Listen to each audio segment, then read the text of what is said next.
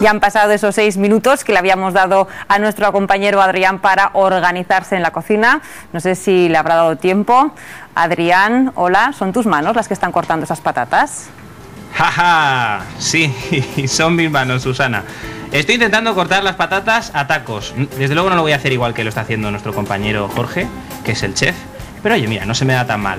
Prueba de ello es que esta receta es muy sencilla, lo puede hacer cualquiera en casa. Y una receta bastante facilona para estas fiestas, como decíamos, ternasco a la miel. Y ya tenemos nuestras patatitas aquí cortadas mientras nuestro cocinero está preparando una infusión, que ahora vamos a ver cómo se prepara. Bueno, estas son las 2 patatas más o menos cortadas. Y aquí tenemos nuestra infusión lista ya para cocinar. Lo primero que tenemos que hacer, efectivamente, infusión de miel y romero, Jorge. Efectivamente. ¿Cómo lo haríamos? Lo que tenemos que echar es poner agua en un cazo a fuego lento, echaríamos el romero, ¿de acuerdo? Después echaríamos la miel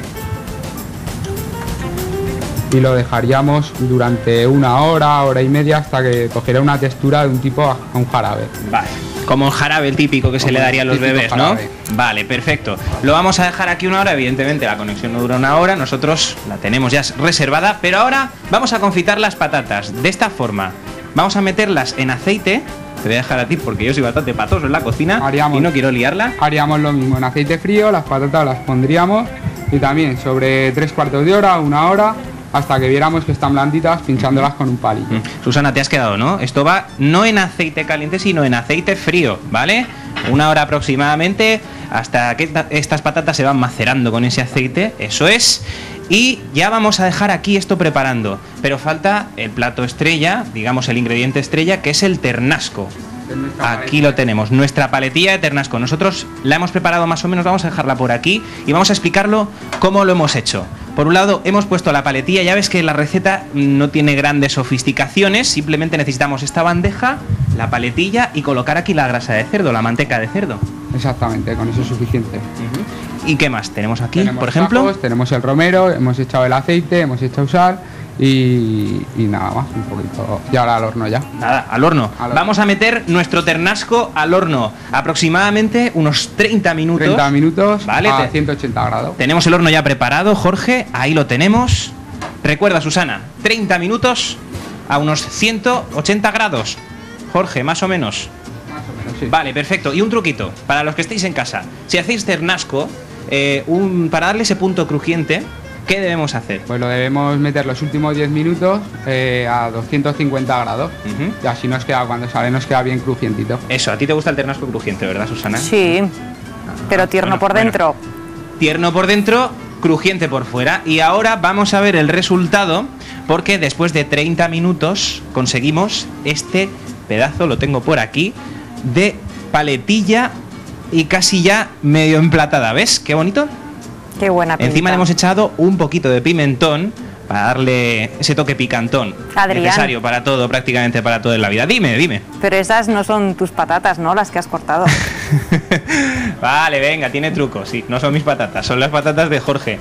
Pero lo que sí es mío, que he estado ayudando a Jorge, a mi amigo el cocinero, es esta infusión. ¿Y recuerdas esto que te he enseñado antes? El pincel, sí. El pincel. Para pintar con mucho amor esta paletilla. Vale, cogemos un poquito de esta infusión que ves que nos ha quedado con esa textura acaramelada. ¿De acuerdo? Tenemos aquí un poquito y vamos a untarlo. ¿Vale? Tan así de simple. Fíjate que esto es como si pintáramos. Ya nos falta cantar, ¿verdad?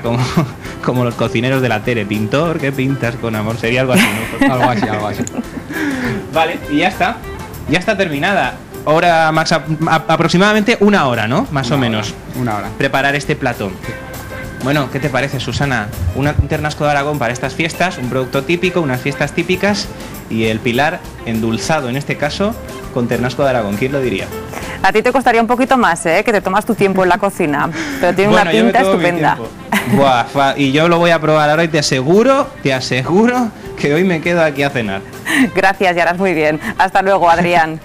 Todas las mañanas muchos zaragozanos como Aurelio, ese peñista veterano que veíamos hace unos minutos, acuden a la Plaza de Toros para vivir las vaquillas, uno de los festejos más atractivos de las fiestas del Pilar. Entre ellos se encuentra Tony.